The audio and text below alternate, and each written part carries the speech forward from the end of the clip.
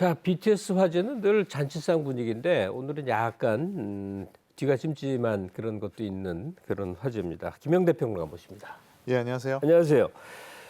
자, 이번에는 타지 않을까?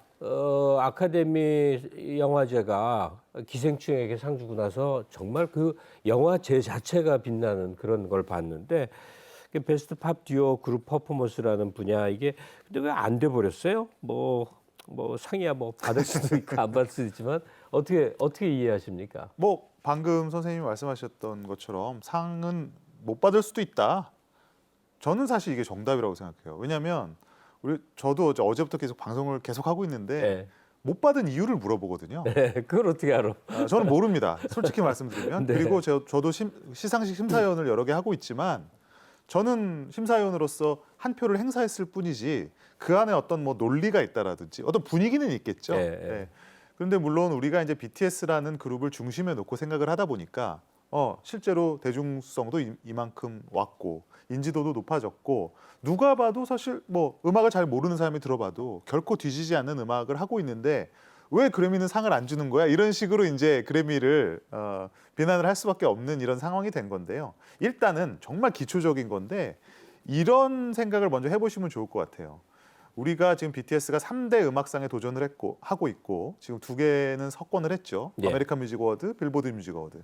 이러한 시상식 같은 경우는 그 상의 근거가 되는 기록이나 어떤 데이터가 명확히 있습니다. 네. 가령 아메리칸 뮤직 어워드는 팬들의 투표로 이루어지기 때문에 보다 많은 표를 얻은 그룹이 상을 받는 거예요. 그리고 빌보드 뮤직 어워드는 빌보드 차트라는 게 명확한 있고. 수치가 있습니다. 그러니까 정량화가 된 그런 명확한 수치가 있기 때문에 우리가 그것을 통해서 당연히 인기 많은 가수가 상을 받는 것은 당연한데 그래미 같은 경우는 이게 굉장히 이제 역사가 오래된 레코딩 아카데미라는 이런 단체가 있어요. 근데 이 단체는 소위 말해서 그 미국 음악 산업에 종사하고 있는 각종 뭐 CEO들이라든지 프로듀서, 뭐 엔지니어 이런 다양한 사람들이 회원으로 들어가 있어서 이들이 온라인으로 그 후보에 올라온 것들을 보면서 투표를 합니다. 예. 그런데 솔직하게 말씀드리면 이들이라고 모든 음악을 다 알고 있는 상태에서 소위 말하는 객관적으로 아까 뭐 축구 시간에도 그런 얘기가 나오던데요.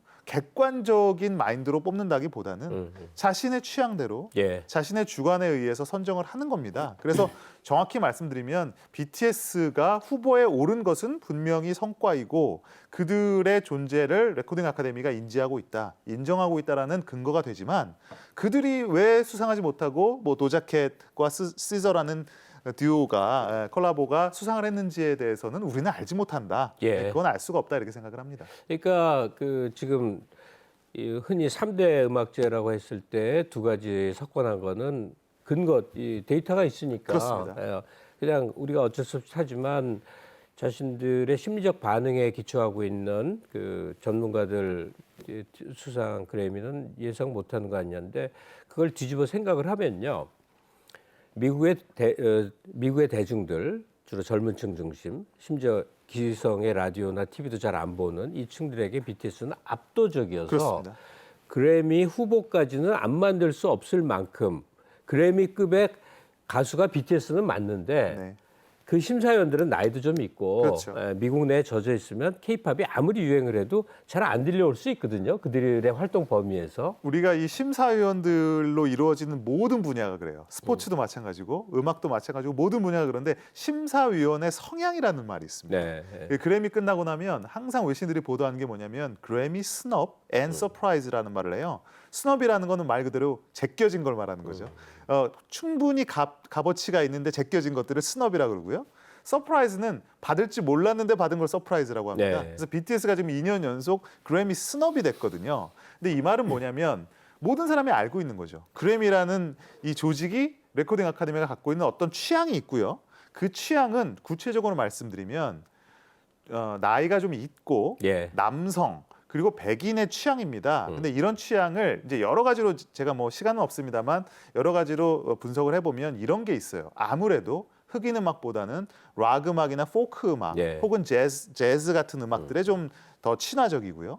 그리고 같은 값이면 남성 아티스트보다는 젊은 천재 여성 아티스트들에 열광하는 경향이 있습니다. 이거는 뭐 인간적으로 이해를 해보시면, 그러니까 나이 지긋한 남성 그 심사위원들의 경우에 여성 싱어송라이터, 젊은 여성 싱어송라이터들의 경우에는 뭔가 좀 더 대견해 보이고 또 반짝반짝하는 그런 것에 매력을 느낀다고 예. 본다면 젊은 남성 아티스트들에 대해서는 좀 관대하지 못하거든요. 이제 이런 부분에서 BTS가 물론 불리한 측면이 있었다고 보고요. 그리고 또 하나는 지금 이제 후보에 오른 게 베스트 팝 듀오 5월 그룹 퍼포먼스인데요. 이게 통합이 된 상입니다. 사실은 12년도에 듀오라는 부문과 밴드, 그룹 분야가 이제 합쳐진 거예요. 사실은 그게 한 섹션이 되게 참 어려운 건데 그렇게 그렇죠. 좀 억지 아니에요? 밴드는 그냥 밴드 활동인 거고 이 듀오 부분이라는 건 사실 일회성 퍼포먼스처럼 유명한 뮤지션 둘이 혹은 뭐 몇이서 이렇게 팀을 이뤄서 한 번 음악 하는 거 아니에요? 이게 과거에는 이 예. 듀오나 콜라보라는 게 흔하지 않았어요. 예, 예. 그래서 사실은 저 두 개가 합쳐져도 무리가 없다라고 본 것인데 예, 예. 결과적으로 지난 10년간, 뭐 13년간 정도 되죠. 결과가 어땠냐면 밴드가 실질적으로 수상한 건 2번밖에 안 됩니다. 예. 전부 사실은 듀오인데 듀오도 우리가 알고 있는 2인조라는 뜻이 이인조가 아니라 콜라보한 거 말이에요. 콜라보입니다. 예. 그러면 제가 예를 들면 심사위원이잖아요. 그러면 이번에도 도자켓과 시저라는 그 두 아티스트가 같이 협업을 했는데 예. 그러면 심사위원 입장에서는 시저에게도 한 표, 도자켓에도 한 표라는 어떤 심리적인 그 효과가 있는 거예요. 그리고 화제성도 더 크고. 화제성이 훨씬 크죠. 그리고 예. 대부분 다 일회성입니다. 예. 뭐 예를 들면 레이디 가가가 토니 베넷하고 뭐 예. 지금 저 나이가 엄청 뭐 90대가 됐죠. 예. 토니 베넷하고 한다 그러면 토니 베넷을 음악을 좋아하는 사람과 레이디 가가의 음악을 좋아하는 사람이 사실은 한 표로 모아질 수가 있는 거거든요. 아니, 거기다가 토니 베넷 앞에 레디 가가가 어떻게 그렇게 다른 모습을 보이는지 매번 다르죠. 예, 레이디 이런- 가가는. 그게 이런 게 굉장히 화제 아니에요? 대단한 뮤지션이죠. 그리고 예. 그런 식으로 어쨌든 그런 화제성을 불러일으킬 수 있다는 점에서 사실은 밴드에게 불리한 구조입니다. 그래서 앞으로 사실은 이런 부문에 BTS가 계속 후보로 오른다고 봤을 때 이런 비슷한 어려움이 저는 계속 되리라고 사실은 좀 네. 불길하긴 하지만 그런 전망을 해볼 수가 있겠고요. 그래서 저는 뭐 이거는 제가 한국 사람이라서 무슨 정신 승리를 하기 위해 하는 말이 아니라 우리가 후보에 오른 것까지의 의미는 충분히 인정할 수 그래요. 있으되 예. 누가 수상했냐? 이거는 뭐 타이밍의 영역, 뭐 제도의 영역, 심사위원 취향의 영역, 운의 영역이 모두 다 작용을 하는 거기 때문에 이걸로 사실은 좌절할 필요는 전혀 없다. 예. 레나르도 디카프리오가 20몇 년 동안 아카데미 수상을 못했다고 그 디카프리오가 뭐가 부족하다고 생각하는 사람은 아무도 전혀 없잖아요. 아니죠. 우리 그 유명한 감독 중에서도 수상 못한 감독이 많이 있고 팝 아티스트 중에는요. 가수들의 가수로 불리우는 브라이언 맥나이트. 예. 16번 올랐는데 한 번도 상을 받지 못했어요. 스눕독 힙합의 대부죠. 예, 예. 한 번도 상을 못 받았는데 그 사람들이 그러면 수상 못한 이유가 뭐겠습니까? 없어요. 사실은. 예, 운이 없었을 뿐이고 어떤 타이밍을 잡지 못했던 것인데 그런 의미에서 BTS 뭐 앞으로도 저는 2번 후보에 오른 가수로 기억될 거라고 생각을 하고 예. 더 쌓아나갈 기록들이 많이 있죠. 이제 그 점을 근데 지켜보면 좋겠습니다. 그 베스트 듀오 그룹 퍼포먼스 그 분야가 아니라 그 우리가 이제 좀 그게 있는데 본상이라고 생각하는 개념 있잖아요. 제너럴 필즈라고 하죠. 예, 그 올해 레코드는 한번 받고 싶다는 욕망이 사실 있긴 한데 어떻게 앞으로도 또 내년도 있고 계속 있잖아요. 아 저는 뭐 얼마든지 저는 그 굉장히 가시권에는 이미 들어왔다고 보거든요. 예. 그래서 저는 이제 그래미 위원회의 보수성을 비판을 하려면 이번에 이제 그 버터가 올해 레코드로 들어가지 못했던 부분들 예. 이건 이제 외신들도 꼬집었었죠. 예. 이런 부분을 비판할 수 있다고 보고요. 뭐 앞으로 사실은 이제 BTS가 지금까지는 다이너마이트라든지 버터라든지 어떻게 보면 색깔이 일정한 저는 그게 이제 미국의 일반 대중들 특히 라디오 플레이를 위한 포석이었다고 봅니다만 이게 이제 우리가 BTS 팬들은 다 알지만 아직까지는 대중들이 이 버터나 다이너마이트 같은 곡들로 기억을 하고 있어요. 근데 이제 앞으로 BTS가 변신하는 모습을 또 보여주고 또 지속적으로 이건 이제 선택의 영역이 되겠지만 미국 시장을 지속적으로 노크를 한다라고 한다면 이미 사실은 가시권에 들어와 있기 때문에 언제는 저는 후보 지명의 가능성은 있다고 보고요. 예. 그리고 어제 이제 공연을 보면서 좀 굉장히 놀랐는데 한 4년 전만 해도 BTS의 공연은 이 내러티브가 어땠냐면 저 외계인 무슨 외계에서 온 어떤 그룹이 예전에 비틀즈의 브리티시 인베이전처럼 딱 등장해서 저 이상한 그룹을 좋아하는 이상한 팬과 그 팬들의 뭐 미친 듯한 열광 그렇죠. 환호 소리. 그들을 지켜보는 놀란 미국 현지인을 보여주는 이 내러티브였어요. 맞아요. 이게 뭔 일이야? 막 그렇습니다. 이러죠. 예. 진짜 그래요. 진짜 그랬죠. 예, 저도 뭐 예. 현장에 있었으니까. 예. 그런데 지금은 이제 분위기가 어떻게 바뀌었냐면 어제 보셔서 알겠지만 얼마나 자연스럽습니까? 예. 예, 등장서부터 무대서부터 뭐 진정한 스타를 맞이하는 그들도 스타인데 이들이 예, 박수를 기립박수를 치는 게 예, 마치 예. 그 자신들 뭐 레이디 가가나 예, 예. 아리아나 그란데 뭐 테일러 스위프트에게 박수를 치는 것과 동일한 표정 벌써 표정이 달라요. 그래요. 예. 그리고 현지 스타들과 이 인터랙션한 것도 굉장히 자연스럽고 이 카메라가 이게 그 커머셜 브레이크라 그래갖고 카메라 꺼지면은요 그렇게 와서 셀피를 셀카를 찍자고 바쁘답니다. 예. 그러니까 뭐 더 이렇게 올라가는 사다리라는 게 음악은 아닌데 그래도 더 어디는 없는 것 같아요. 다만, 없습니다. 예. 올해 수상 예상했다가 안 되니까 좀 서운하네 뭐 그 정도인데 BTS 그리고 그 모든 것을 가능하게 한 하이브의 방시혁 의장 이들의 활동이 뭐 가령 타임즈의 2년 연속 세계 100대 영향력 있는 기업에 이제 소속이 된다든지 뭐 하여튼 하이브의 성공 전략 그동안은 많은 얘기를 했습니다만 그동안과 현재와 앞으로의 전략을 좀 축약적으로 얘기해 보면 어떨까요? 네, 이게 사실은 뭐 방시혁 의장이 뭐 의도적으로 선택한 길인지는 확신할 수 없습니다만 결과적으로는 그렇게 됐어요. 뭐냐면 하이브의 특징은 하이브는 BTS가 있다는 거죠. 예. 이게 너무 사실 당연하게 들릴 수가 있겠는데 이 말은 뭐냐면 기본적으로 BTS라는 이 슈퍼 IP입니다. 그 지적 재산을 보유하고 있다라는 게 하이브의 가장 큰 성공 전략이죠. 가장 큰 게 아니라 그게 다 아니에요. 나머지는 안 보일 정도 TXT나 뭐 예. 이제 확장하고 있지만 예. 어쨌든 BTS라는 엄청난 지적 재산을 확보하고 있다는 게 하이브의 엄청난 강점입니다. 예. 이거는 단순하게 시스템을 만든다든지 혹은 뭐 어떤 뭐 훈련의 메커니즘을 만든다는 거와는 좀 더 다른 개념이거든요. 네, 네. 그러니까 BTS라는 하나의 콘텐츠를 통해서 이거를 이제 360도라고 합니다. 전방위적인 사업을 확장한다고 하거든요. 예. 이게 이제 서구적 관점에서 미국적인 관점에서 봤을 때 굉장히 독특한 거예요. 미국은 예를 들면 큰 뭐 대기업 같은 어떤 구조를 통해서 뭐 각 부서가 뭐 아티스트를 발굴해내고 아티스트가 데뷔를 예. 하고 뭐 이런 식의 좀 더 기계적인 게 있다라고 한다면 지금 하이브가 BTS를 통해서 보여주고 있는 거는 BTS라는 하나의 컨텐츠를 통해서 그걸 통해서 뭐 NFT, 메타버스 그리고 특히 이제 해외에서는 시도하지 못했던 플랫폼을 중심으로 그럼요. 한 홍보, 위버스라는 걸 갖고 위버스를 있죠. 통해서 예, 어마어마한 예상들이 가능한 일들을 하고 있죠. 웹툰도 만들어지고 있고요. 예. 그 심지어는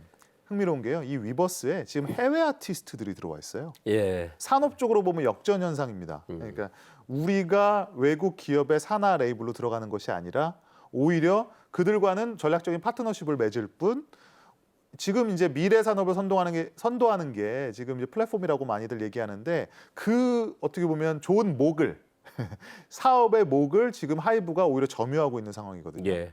그리고 BTS라는 것이 또 여전히 너무나 매력적인 IP가 되고 있고요. 그래서 이것을 중심으로 뻗어나가는 이 산업을 지금 타임지도 인정을 하고 주목을 하고 있는 것이죠. 그러네요. 지금 말한 대로 이 해외 기업이 하이브에 소속이 된다 그런 얘기하잖아요. 그 소니 픽처스 그 영화사가 소니가 붙으니까 일본 영화사가 거대해서 어마어마한 배우들이 있구나 하는데 그거 아니거든요. 콜롬비아 영화사거든요. 그렇습니다. 이름만 소유주 때문에 콜롬비아 영화사가 그냥 소니 픽처스가 된 건데 하이브는 정말 온전하게 방시혁이라는 한국인이 키워서 만들어서 여기 도달해서 계속 세계 무대 공략하고 있는 거 아니에요. 네, 그렇습니다. 기대치가 높습니다. 그거 거기에다가 미국 뉴스를 봤더니 그 BTS가 이제 저번 LA 공연도 작년 11월에 있었는데 앞으로 직접 공연하죠. LA 그러니까 라스베가스 공연 있고 쭉 예상이 돼 있는데 뭐 라스베가스가 BTS의 도시가 됐습니다 하는 보도를 제가 본 건데 어떻게 전개됩니까? 예, 공연? 지금 사실은 BTS는 그래미가 문제가 아니라요. 이 라스베가스 자체가 지금 BTS 도시가 됐습니다. 네. 이게 더 시티라는 이제 프로젝트인데 쉽게 말하면은 도시의 곳곳을 BTS의 명소로 꾸미는 거예요. 네. 예, 그 라스베가스 가보신 분들은 아시겠지만 거기 스트립이라 그래갖고 그 중심가가 있습니다. 가장 좋은 호텔들이 모여져 있고 수많은 뭐 쇼가 펼쳐지고 하는 그 호텔 카지노 투어가 이루어지는 곳을 그 스트립이라고 저는 하거든요. 미국은 가봤는데 거긴 못 가봤어요. 꼭 한번 가보실 만한 곳이긴 합니다. 예, 예. 근데 그 스트립이라는 곳을 지금 BTS의 어떻게 보면 특별 그 무대 지역으로 지금 선포를 한 거예요, 사실상. 그래서 거기서 다양한 뭐 팝업 스토어 그리고 그 벨라지오 분수라고 엄청나게 유명한 분수쇼가 있습니다. 이거를 예. BTS 분수를 한다는 거죠. 그리고 지금 BTS 이 하이브 측과 제휴를 맺고 그 MGM이라는 그 이제 호텔 프랜차이즈인데요. 예. MGM 소유의 그 호텔들에게 전부 이제 BTS 관련한 아이템을 만드는 겁니다. 가령 방에 BTS 방을 만든다든지, 예.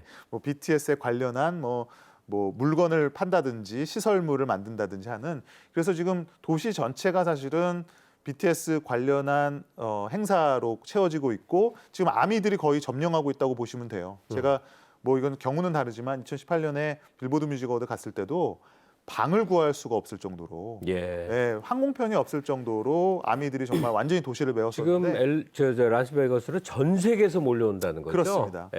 예, 그때와는 또 비교할 수 없는 스타가 되었기 때문에 지금 뭐 4일간 30만 명 예상할 거로 보는데 전 더 될 거라고도 봅니다. 근데 어쨌든 이게 단순히 공연뿐만 아니라 미국의 어떻게 보면 유흥의 뭐 메카라고 할 수 있는 이 라스베가스에서 예. 한 그룹이 저렇게 예외적인 존재감을 뽐낸다는 거는 미국 아티스트들도 쉽지 않은 일이거든요. 그 아미들도 생활력 수준이나 이런 게 다 다를 텐데, 그러니까 여유 있는 사람도 많지 않겠어요? 뭐 네. 몇 천만 명의 아미인데, 그러니까 이번에 그 팬데믹도 우리가 겪고 BTS의 지금 절정이라고 볼 수 있는데 한번 다 모여보자 해갖고 라스베이거스에 전 세계 아미들의 최대치가 한번 모이는 걸 봤으면 좋겠고 또 그럴 것 같은 분위기예요. 지금 참았던 팬들이 많고 네. 그리고 총알을 장전한다고 하죠. 네. 네, 그 자금을 이런 행사를 위해서 또 세이브하신 분들이 많이 있습니다. 네, 네. 그래서 그런 분들이 모일 거라고 생각이 들고 어떻게 보면 팬들도 이제 BTS가 완전체로서 언제까지 이런 그 대규모 행사를 할 수 있을까에 대한 또 불안감도 그럼요. 있어요. 네, 네, 네. 그래서 뭐 그런 거죠. 제가 예전에 그 생업을 그만두고 직장을 그만두고 투어에 참여한 팬들을 봤습니다. 그래서 어떻게 그럴 수가 있냐고 했더니 예. 이게 내 인생의 마지막일지도 모른다라는 생각 때문에 그렇게 할 수 있었다 그래요. 그래서 아마 지금도 그런 마음을 가지고 지금 라스베가스 현지에 몰린 전 세계 팬들이 많을 겁니다.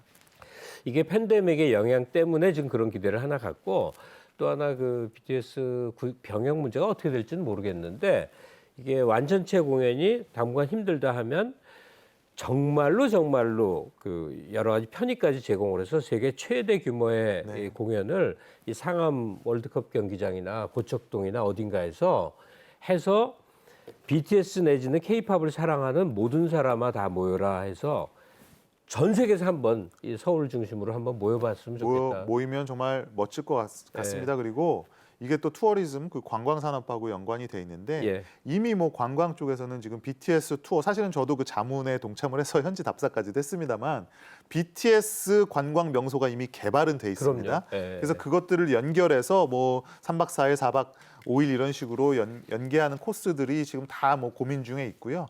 정말 이제는 열리는 일만 남았습니다. 그 사람들이 이제 코로나가 풀려감에 따라서 한국을 분명히 찾을 것이고 그리고 이제 세계로 나가시는 분들이 뭐 BTS뿐만 아니라 오징어 게임 지금 뭐 파친코까지 한류의 힘을요 직접적으로 피부로 느끼실 날이 얼마 안 남았습니다. 네. 아마 깜짝 놀라실 거예요. 아니 BTS가 뉴욕 가면 엠파이어 스테이트 빌딩이 BTS 상징색 보라색으로 조명을 확 밝혀주고 그러잖아요.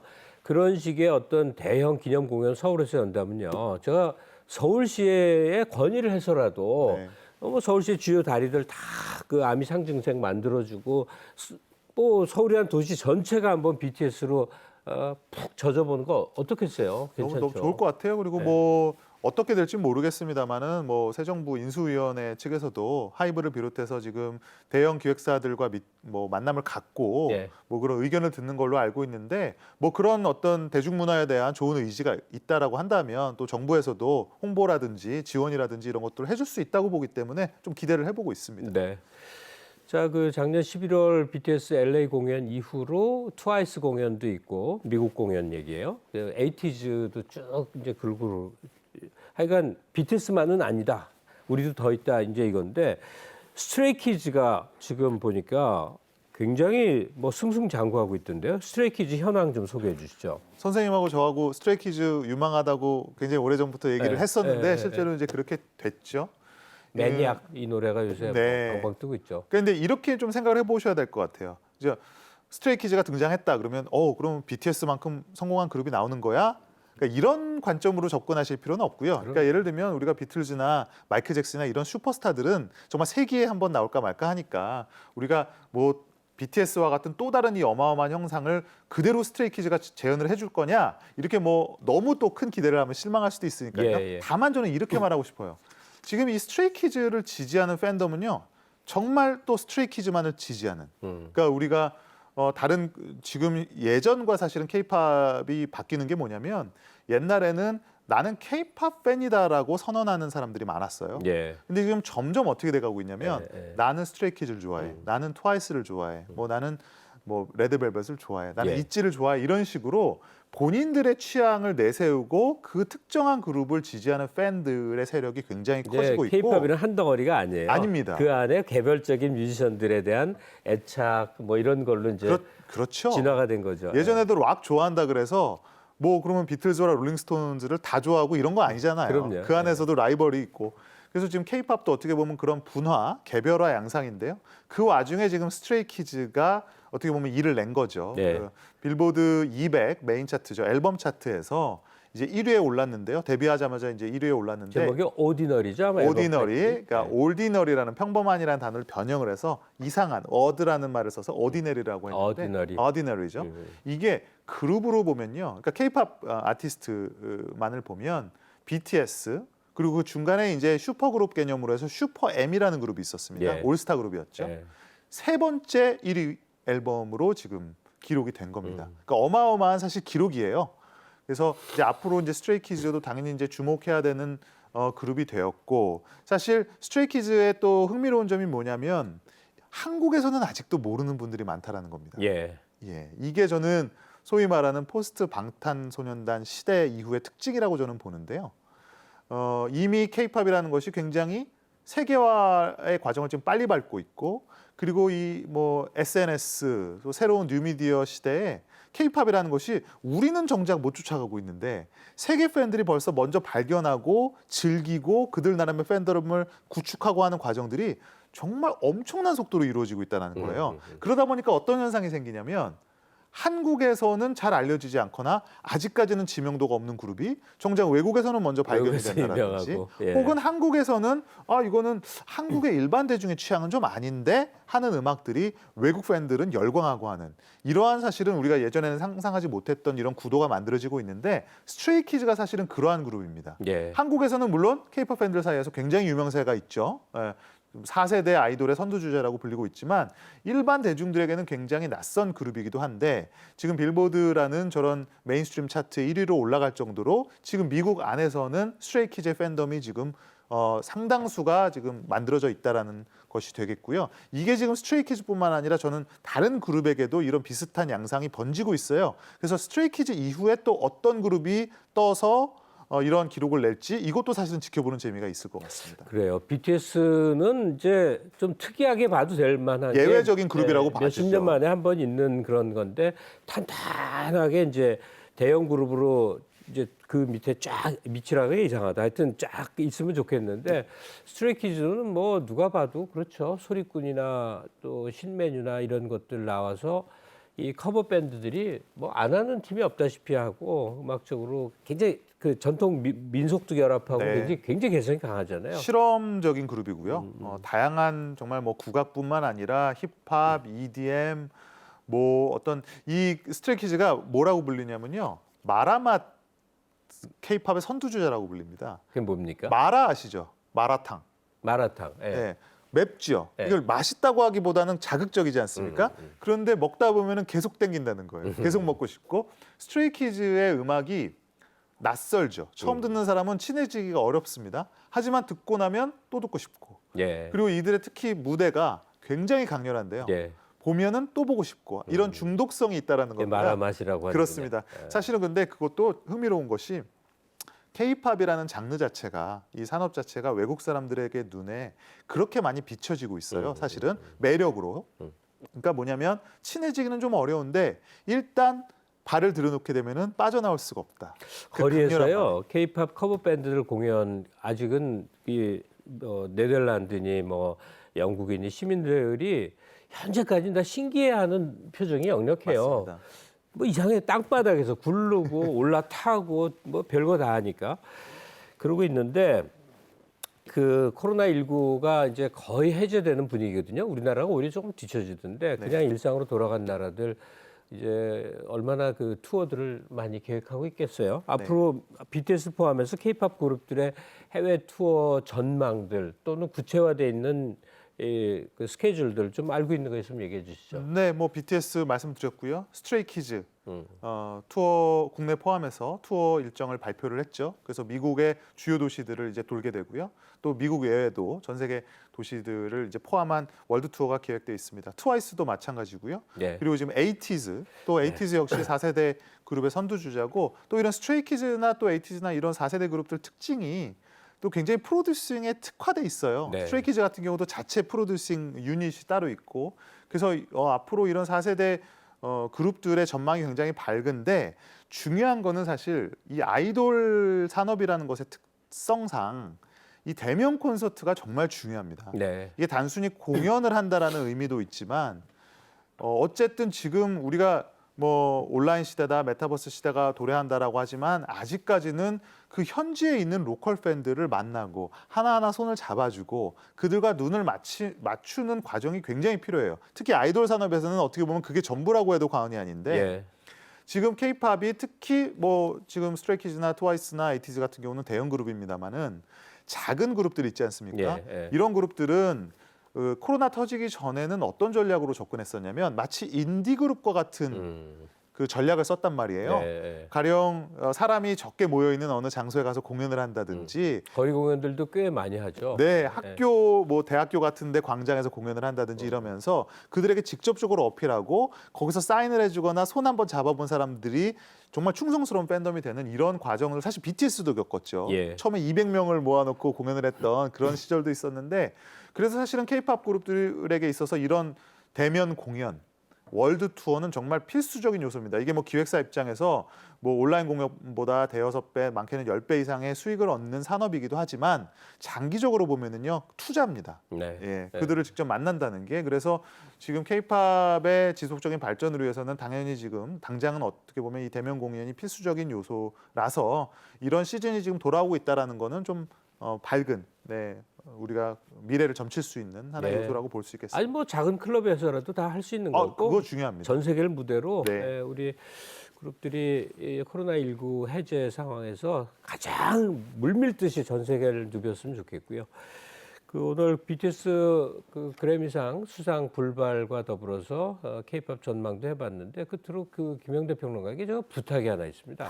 부탁이요? 예. 근데 이건 잘 판단을 해보시고 하는데 한 20년 전에 이제 K-팝이 본격 융성할 때는 어떤 편에 의해서 아이돌 그런 얘기를 많이 네. 썼는데 지금 전 세계가 주류화 시키면서 누구나 즐기는 음악이 되고 있는데 자꾸 K-팝을 아이돌 음악이니까 아이돌 자가 붙는 순간 편견이 붙어요. 그렇죠. 애들 음악, 맞습니다. 티인들, 소녀 애들 음악. 근데 뭔가 좀 아니잖아요. 마니악하고 비이성적이라는 네. 이미지도 있죠. 근데 K-팝은 너무나 다양한 내용이 들어차 있고 그다음에 아이돌을 선망하는 10대 소녀들의 음악은 더 이상 아니게 다채롭잖아요. 네.